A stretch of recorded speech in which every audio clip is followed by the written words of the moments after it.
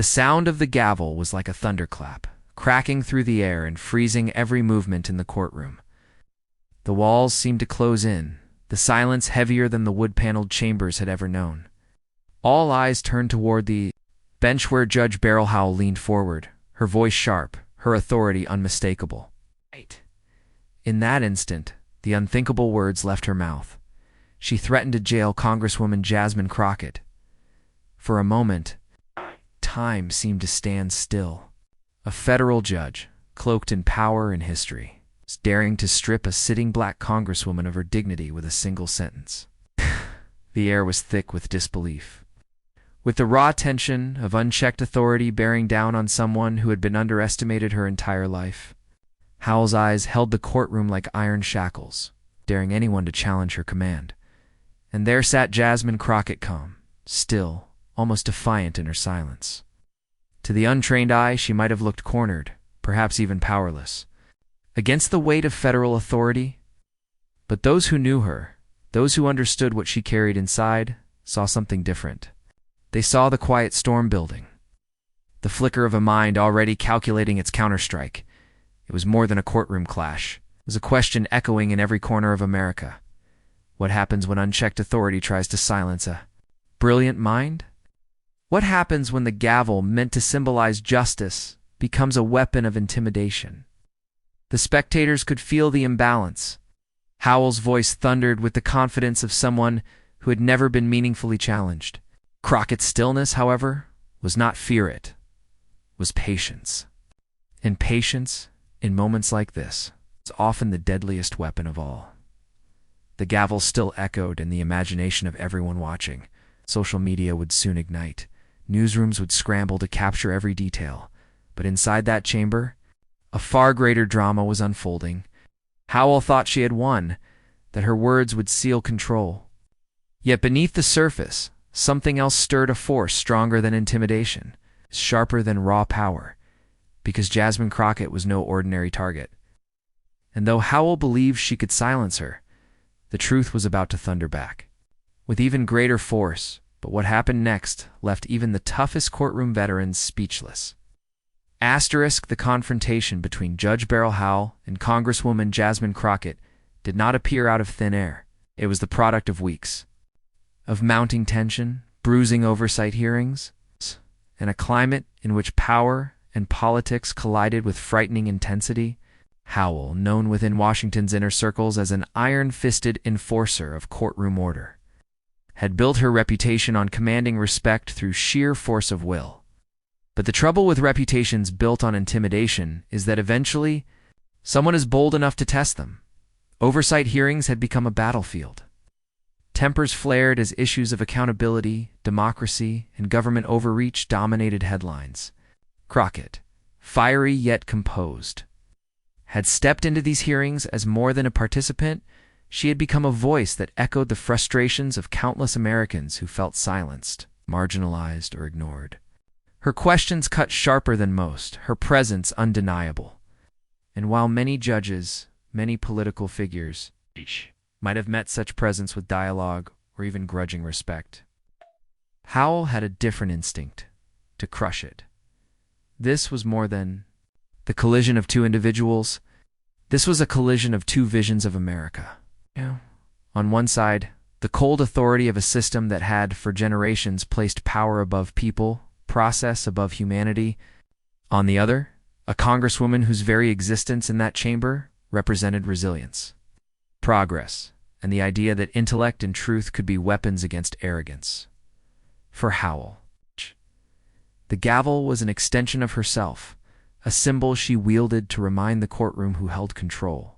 For Crockett, the courtroom was a stage on which she could not only defend herself but redefine the stakes of the conversation. It wasn't simply about whether Howell had the authority to threaten contempt.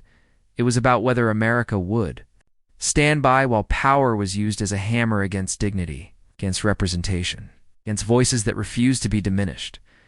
And that's why this moment matters far beyond the wood-paneled walls of a Washington courtroom.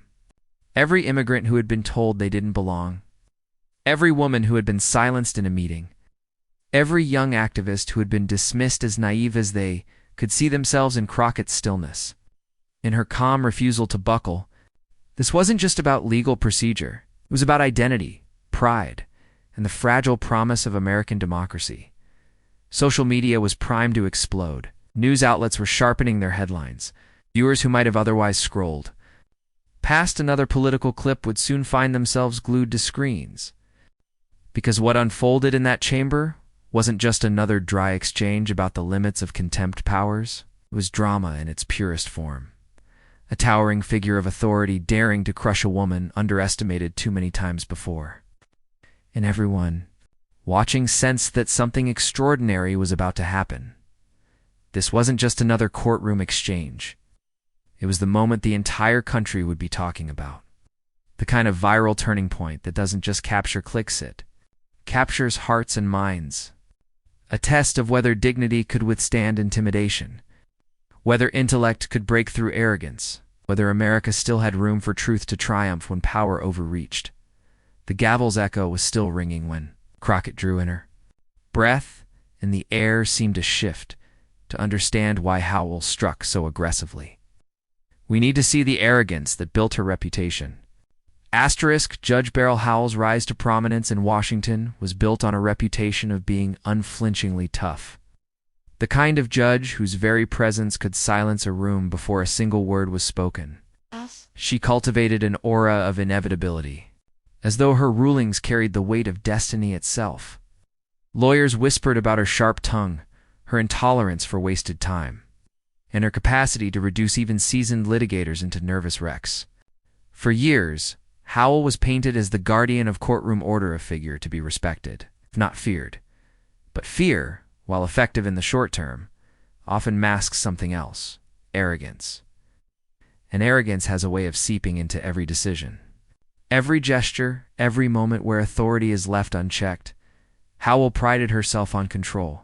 Control of the docket, control of the conversation, control of the people who dared to step into her chambers. She saw the courtroom as her domain, not a shared space of justice, but a kingdom over which she reigned. Lawyers who tried to push back were quickly reminded of their place.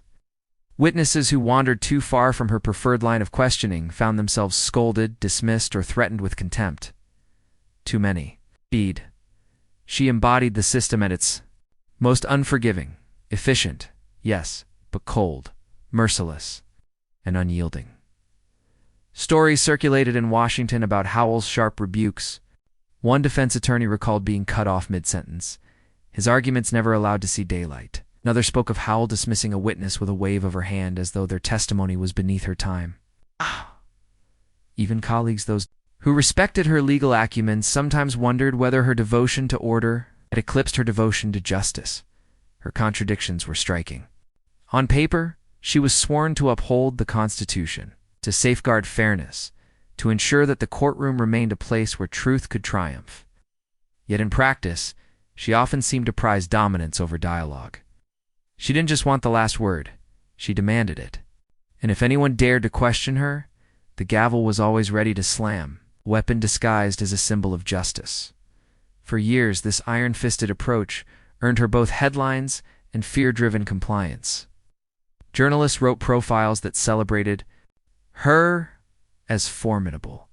Commentators described her as unyielding. But beneath the compliments was an undercurrent of unease.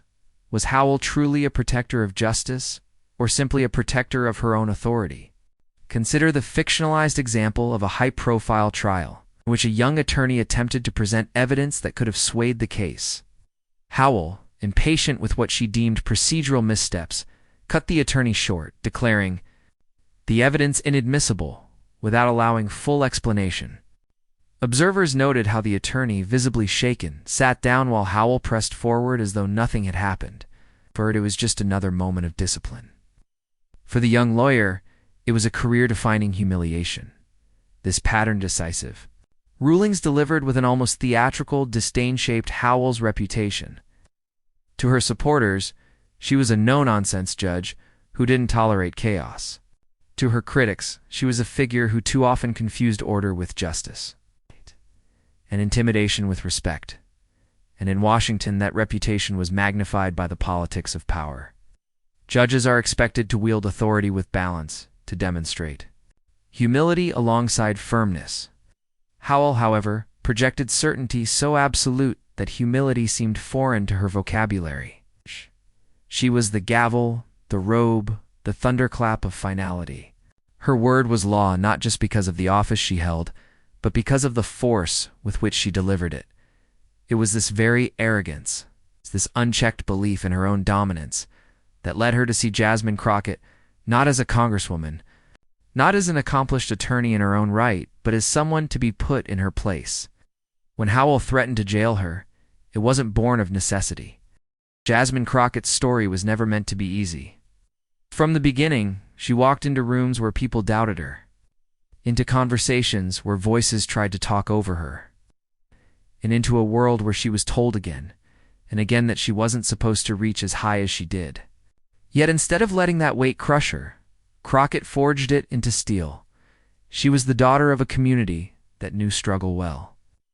Growing up, she saw firsthand the cost of being overlooked in America, schools that didn't have enough, funding neighborhoods dismissed by politicians until election season rolled around, families working harder than anyone just to make ends meet. She understood what it meant to be underestimated, not only as a black woman, but as someone who came from places most of the powerful in Washington never bothered to visit. That experience didn't make her bitter. It made her sharper, hungrier, unwilling to accept limits. When Crockett decided to study law, few outside her circle believed she could rise to prominence. She didn't carry the polish of elite prep schools or the whispered network of Ivy League back rooms. She carried something different, grit. In classrooms where professors called on her expecting hesitation, she delivered precise, devastating arguments. When peers dismissed her as too loud or too passionate, she doubled down, proving that passion was her edge, not her weakness. And when she walked into a courtroom for the first time as an attorney, she wasn't just practicing law, she was defending lives, dignity, futures. Clients from marginalized communities looked at her not as a distant professional, but as someone who understood. She fought for them with an intensity that startled opposing counsel. That fight became her calling card. But with every victory came more doubt from skeptics. How could someone who didn't fit the mold keep rising? How could a young black woman from Texas demand the same respect as the established names in law and politics? Every sneer, every dismissive headline, every whisper that she was in over her head became fuel. Crockett's answer was simple. She kept winning. Her legal background became her secret weapon. She understood not only the letter of the law, but the spirit of it. She could dismantle weak arguments with surgical precision, expose contradictions with calm authority, and deliver blows so cleanly that opponents often didn't realize they'd lost until it was too late. In a world obsessed with appearances, Crockett wielded intellect like a blade. It was that intellect, sharpened by years of being underestimated, that propelled her into politics. Congress wasn't just a career move, it was an arena where her skills could resonate on a national scale. And in Washington, she carried with her the same intensity she had in the courtroom, fighting for voting rights. For marginalized communities, for truth in the face of noise, her rise unsettled many. She wasn't supposed to break through the glass ceilings she shattered. She wasn't supposed to speak so directly, so unapologetically. But Crockett refused to play the role others wrote for her. She wasn't content to be a quiet backbencher in Congress. She became a fighter, a voice that could not be ignored, even by those who wished she would disappear. And that is what made the confrontation with Judge Beryl Howell so striking. On the surface, it looked like Crockett was just another target for judicial wrath, someone to be silenced with the threat of contempt. But Howell didn't see what those who followed Crockett's journey knew, that she had been preparing for moments like this her entire life. Every time she had been dismissed in a classroom, every time she had been underestimated in a courtroom, every time she had been doubted in Congress, it had all built toward this. Crockett knew what it meant to face authority figures who wanted to put her in her place. And she knew how. To respond without flinching. Her brilliance wasn't loud or flashy. It was methodical, patient, devastating in its timing. The kind of brilliance that lets arrogance dig its own hole, then fills the silence with truth so undeniable that the room has no choice but to listen. Howell thought Crockett's composure meant submission. In reality, it meant calculation. Crockett was listening, observing, just waiting for the moment when her knowledge of the law could turn the tables. Because this wasn't just a battle of wills, it was a battle of preparation. Howell had power, but Crockett had lived her entire life, preparing to face power and dismantle it with intellect. And when that gavel came down, threatening to strip her of dignity, Crockett wasn't intimidated. She was ready. Her journey from the overlooked girl in underfunded schools, to the sharp young attorney dismissed by peers, to the Congresswoman, underestimated on the national stage, was proof that resilience builds something deeper than reputation. It builds readiness. Howell had no idea that in threatening Crockett, she had triggered a fight with one of the sharpest legal minds in Congress, so when Judge Howell tried to corner her, Crockett was ready with a response nobody saw coming. Asterisk. The courtroom was thick with silence after Judge Howell's threat. The gavel had fallen, her voice had cut through the chamber like a blade, and now every eye was on Jasmine Crockett. The power imbalance was unmistakable, an all-powerful federal judge looming over a congresswoman who, in that moment, was expected to yield. Congresswoman Crockett, Howell's voice rang, clipped and cold. Your behavior is bordering on contempt. I have the authority to place you in custody, and I will not hesitate to use it if you continue down this path. Gasps broke out.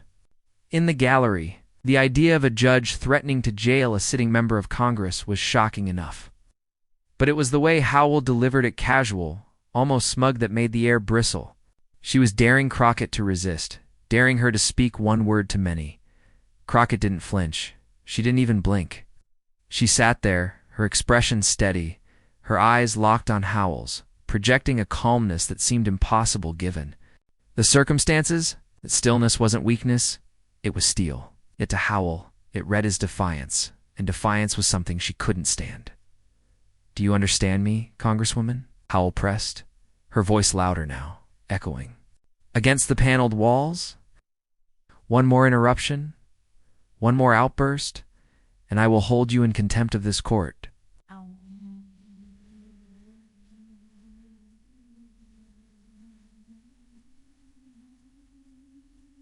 The words hung heavy. Everyone expected Crockett to retreat, to apologize, to soften her tone in the face of raw authority, but she didn't move. Her silence became its own form of protest, a deliberate refusal to play the role Howell had scripted for her. The tension ratcheted higher. A murmur ran through the gallery. Spectators shifted in their seats. A reporter scribbled furiously in his notebook. A clerk stared at the floor, unwilling to look up. Even the security officer, stoic and trained to remain, neutral, exchanged uneasy glances. Something about this moment felt different, dangerous. Howell leaned back, the faintest smirk crossing her face. She believed she had one. In her mind, she had reasserted dominance, put Crockett in her place. The silence felt to Howell like submission, a victory in the eternal struggle for courtroom control. But beneath that silence was a storm building. Crockett's mind was turning faster than anyone could see, weighing her next move with precision. She wasn't going to let Howell's threat go unanswered forever. The seconds stretched on, too long, too tense. Each heartbeat in that room seemed louder than the last. Every person present knew they were witnessing something extraordinary, though none could guess where it was heading. Then Howell struck again, unwilling to leave the silence unchallenged. If you believe this chamber is a stage for your political grandstanding, she said sharply, let me assure you, it is not. You are not above the law, Congresswoman, and you will respect this court or face the consequences. The words landed with finality. To the casual observer, it looked like the hammer had come down once and for all. But those who watched Crockett closely, those who noticed the subtle tightening of her jaw, the glint in her eye, sensed something was coming. The gallery sat frozen. The judge had thrown down her gauntlet. The Congresswoman sat poised, ready. The atmosphere was electric. Every small movement, every breath, every creak of the wooden benches seemed amplified. It felt as if the room itself was waiting, holding its breath for whatever was about to happen next. And in that suspended moment, it was clear. The next words spoken would decide everything. Would Crockett bow to the threat, offering compliance to avoid the risk of jail? Or would she rise, armed with the intellect and resolve that had carried her from the margins of society to the halls of Congress? The question lingered like a charge in the air, sparking curiosity, igniting anticipation. Everyone in that chamber knew they were standing on the edge of a moment that could become history. And then, with the entire room waiting, Jasmine Crockett unleashed the words that flipped everything upside down. The silence that stretched across the chamber was almost unbearable. Judge Howell's threat still lingered in the air like smoke, but all eyes had shifted to Jasmine Crockett. She sat forward slightly, her hands folded neatly in front of her. The very image of calm resolve. It was the kind of composure that wasn't passive, it was dangerous. It was the kind of stillness that comes before an earthquake. When she finally spoke, her voice was measured, deliberate, carrying just enough weight to cut through the tension. "Your Honor," she began, pausing long enough to draw every ear closer, with all due respect. "The law does not grant you the authority to silence a sitting member of Congress engaged in constitutional oversight." The gallery erupted in whispers. The words landed like a thunderclap. This was not the fearful compliance Howell had expected. This was the counterstrike sharp, calculated, and delivered with the authority of someone who knew the ground beneath. Her feet was unshakable. Howell stiffened, her fingers tightening on the arm of her chair. "Congresswoman, you are dangerously close." But Crockett didn't raise her voice. She didn't even speed up. She simply leaned into the rhythm of the moment, controlling the tempo of the exchange. "The Constitution is clear," she continued. "Congress has the power to conduct oversight without interference from the judiciary. That is not just tradition, it is precedent. It is Madison, it is Hamilton, it is the balance of powers that defines this nation." Gasps again, sharper. This time, Crockett wasn't grandstanding. She was reciting the very foundation of American governance. Turning the courtroom into a lecture hall where the judge herself sat as the chastened student. Howell tried to interject. "Congresswoman, but..." Crockett held up a hand. Not rudely, not theatrically, just firmly, as if to say the time for interruptions is over. And somehow, miraculously, Howell fell silent. Crockett's eyes swept the room. "You threaten me with contempt. But the real contempt here," she said slowly, each word deliberate, "would be to ignore the separation of powers. To use the bench not as a seat of justice, but as a throne of intimidation." Sharp intake of breath rippled through the chamber. Someone in the gallery muttered, "Wow." A clerk shifted in his seat, glancing nervously at Howell. Even the security officers, trained to stay stone-faced, betrayed flickers of disbelief in their eyes. Crockett let the silence sit. She knew the weight of her words. Then she struck again. "This is not about me," she said, lowering her tone, her voice resonant with gravity. "This is about every American who believes that truth should not fear power. Immigrant, every worker, every voice that has ever been told to stay in their place. I will not stay silent because silence is how injustice survives." The chamber trembled with murmurs now. This wasn't just a rebuttal. This was a rallying cry. Crockett was no longer speaking to Judge Howell. She was speaking through her. To the country, to history itself. Howell's face tightened. She shifted. In her chair, adjusting her glasses, her usual mask of authority beginning to crack. She opened her mouth, then closed it, as if unsure what to say. For the first time, the judge looked less like an unshakable figure of power and more like a person cornered by the truth. Crockett didn't let up. She leaned slightly forward, her words sharper now. "You may hold this gavel, Your Honor, but you do not hold the Constitution in your hands. That belongs to the people. And I, like every elected official, swore an oath to protect it. That oath does not end at the courtroom door." The sound in the room swelled, gasps, murmurs, even the faint clatter of a pen dropping. It felt as though the walls themselves were absorbing the weight of the moment, and then came the pause. Crockett let it stretch just long enough for the judge's silence to become conspicuous. Just long enough for the audience to realize Howell had no immediate answer. It was a masterclass not just in law, but in presence, in the art of knowing when to speak and when to let the silence do the work. Finally, Crockett delivered the blow that would echo beyond those walls. "You asked if I understand you, Judge Howell," she said softly, almost with a touch of pity. "The truth is I understand you too well. I understand the need for control. I understand the temptation of unchecked power. But what you may never understand is that some of us were built to resist it." The gallery gasped again, louder this time, as if the entire room had been hit with the same jolt of electricity. Howell blinked rapidly, her composure visibly rattled. She adjusted her robe, glanced at her papers, shifted in her seat. For the first time in her long career, she looked like someone struggling to regain control of a moment already lost. Crockett leaned back now, as calm as when she had begun. She had said enough. The silence that followed wasn't her burden, it was Howell's. And the judge seemed to know it. The murmurs turned into a low hum. Porters scribbled furiously, one whispering to another, "This is going to be everywhere." The gallery seemed on the edge of breaking into applause, though restrained by the sanctity of the courtroom. It was no longer just a legal exchange. It was spectacle. It was history. The feeling in that room was the feeling of being present at the birth of a story that would ripple outward. Night headlines, spark debates, trend across social media, and though Howell still held the gavel, the real authority had shifted. Everyone could feel it. Everyone could see it. Crockett had not just survived the threat of contempt, she had turned it into a stage, exposing arrogance and replacing it with clarity, dignity, and an unshakable truth. For Judge Howell, it was unraveling. For Jasmine Crockett, it was triumph. For the audience, both in that room and beyond, it was unforgettable. The courtroom may have erupted, but what came after made this moment unforgettable nationwide. Asterisk, it didn't take hours. It didn't even take minutes.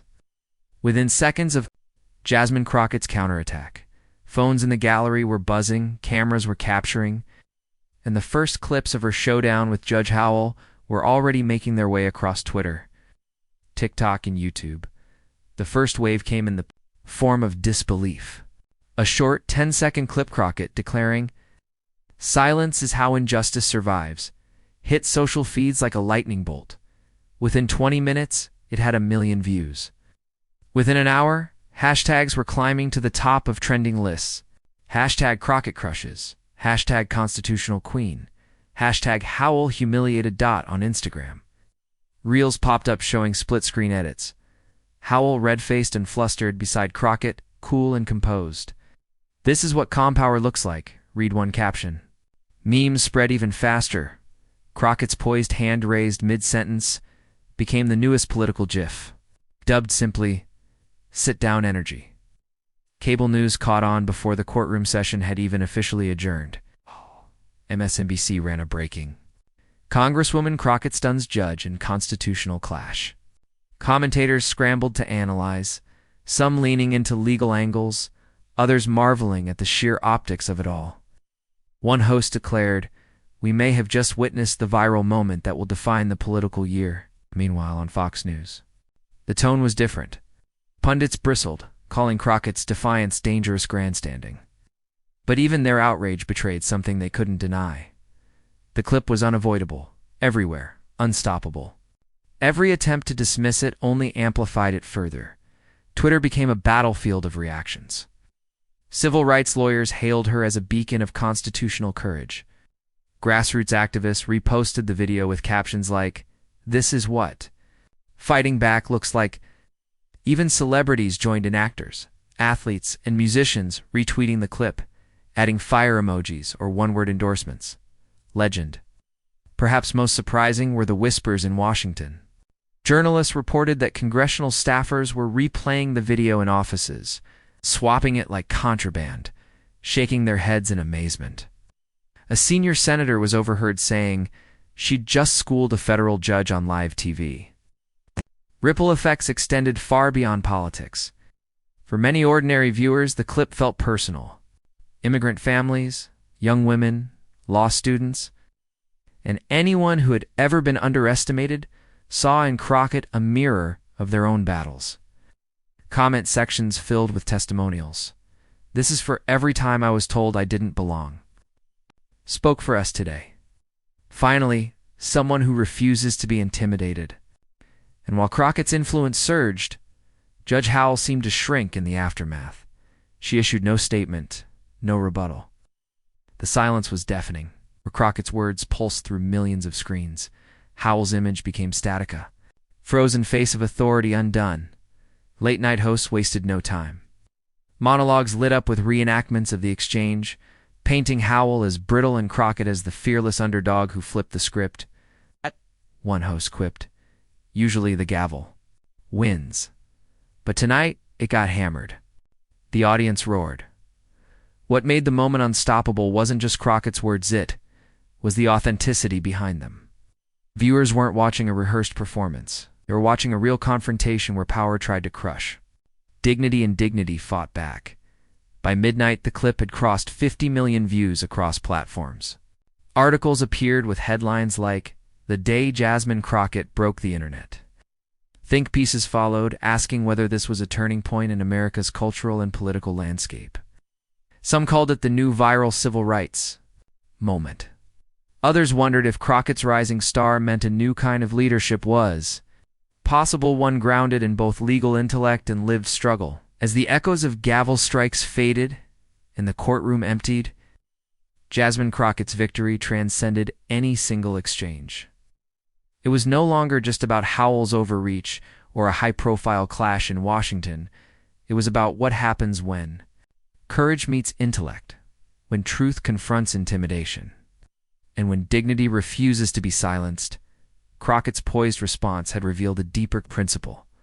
Authority does not grant infallibility, and power unchecked is not invincible. The courtroom, once heavy with tension and fear, now carried the unmistakable air of reckoning. Viewers across the country recognized that what they had witnessed wasn't just a politician besting a judge. It was a demonstration of the timeless lesson that courage paired with knowledge can overcome even the most daunting obstacles for progressive communities. Immigrant families and young people watching, the moment became emblematic. Crockett's stand embodied the promise that one person, armed with intellect and integrity, can challenge structures designed to intimidate. It was a reminder that voices historically dismissed or silenced had the capacity to reshape the conversation. Social media erupted with praise that wasn't merely political, it was personal. People posted, "This is the hope I needed today, and she spoke for every time we've been underestimated." These weren't just reactions. They were affirmations that justice and dignity resonate when courage dares to speak. Crockett's victory also reframed what it means to wield power responsibly. Howell's aggressive tactics, meant to assert control, had backfired, exposing how arrogance can crumble under the weight of reason and preparation. In contrast, Crockett's measured composure reminded the nation that true authority does not come from intimidation, it comes from mastery, moral clarity, and the willingness to stand for principles bigger than oneself. Her legal acumen and unwavering poise turned a moment of potential peril into a universal lesson. Intellect can guide, and courage can dismantle oppression. The courtroom became a microcosm for the values at stake in the broader American experiment. Crockett's actions underscored that democracy relies not just on institutions, but on people who insist that those institutions serve justice rather than fear. The viral aftermath wasn't mere spectacle, it was a cultural mirror, reflecting the longing for accountability, fairness, and respect in public life. Her example reminded everyone watching that the battle for integrity is ongoing, but winnable, even against entrenched power. Emotionally, the crescendo was undeniable. Audiences didn't just cheer for a political figure, they felt inspired, vindicated, and empowered. Families saw in Crockett a reflection of their own resilience. Communities recognized the affirmation of their values, and individuals were reminded that intellect and integrity are themselves forms of resistance. The narrative of intimidation met its counter: thoughtful preparation, moral courage, and unshakable resolve.